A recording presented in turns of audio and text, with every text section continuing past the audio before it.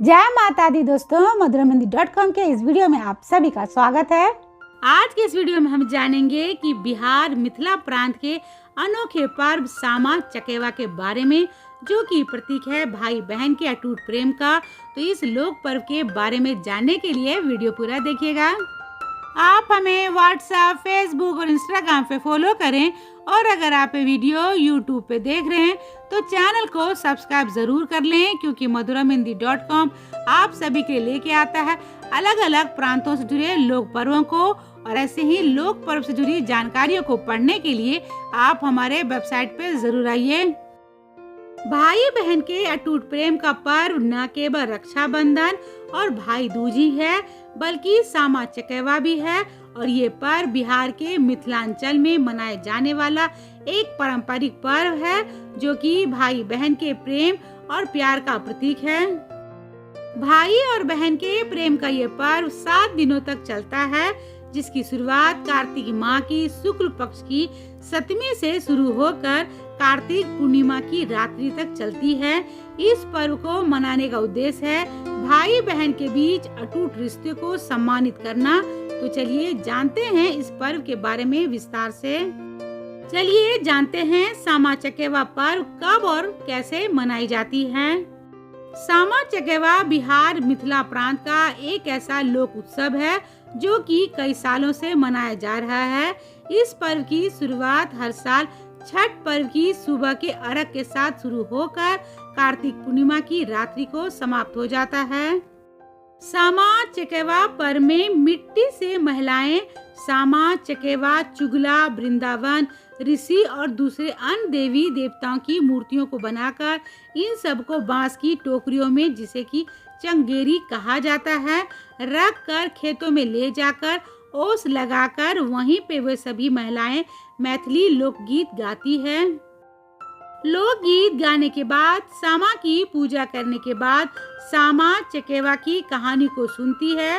इस पर्व में महिलाएं भाई की मंगल कामना और दीर्घायु के लिए भगवान से प्रार्थना करती है और रोजाना मैथिली लोकगीत गाकर पर्व का उत्सव को मनाती है। भाई बहन के प्रेम का प्रतीक 7 दिवसीय पर्व सामा चकेवा कार्तिक पूर्णिमा की रात्रि में सभी बनी मूर्तियों को बाजे गाजे, ढोल मृदंग के साथ शोभा यात्रा निकालकर विसर्जन किया जाता है।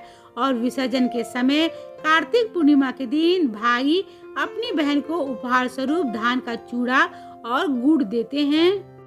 तो चलिए जानते हैं सामा चकेवा से जुड़ी पौराणिक कथा को। इस पर्व को लेकर मान्यता है कि भगवान श्री कृष्ण और जाम्बवती की एक बेटी सामा और बेटा चकेवा था, और सामा के पति का नाम चक्रवाक था।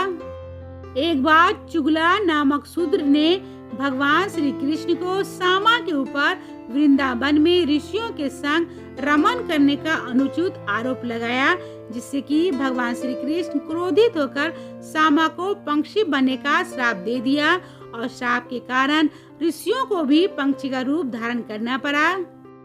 श्राप के बाद सामा पंक्षी बनकर वृंदावन में उड़ने लगती है। इसके साथ ही सामा के पति चक्रवार भी अपनी इच्छा से पंक्षी बनकर उसके साथ उड़ने लगते हैं। सामा का भाई चकेवा इस श्राप से अनजान होकर जब लौट के आते हैं तो उसे अपनी बहन सामा के पंक्षी बनने की जानकारी प्राप्त होता है, जिससे कि वो बहुत दुखी होता है।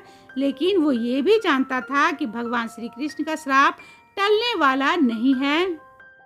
चकेवा अपनी बहन सामा को वापस मनुष्य रूप लाने के लिए भगवान श्री कृष्ण को प्रसन्न करने के लिए कठिन तपस्या किया, और भगवान श्री कृष्ण भाई चकेवा का अपनी बहन सामा के प्रति अटूट प्रेम को देखकर और चकेवा की कठिन तपस्या से प्रसन्न होकर सामा के साथ साथ सभी ऋषियों को भी श्राप से मुक्त कर दिया।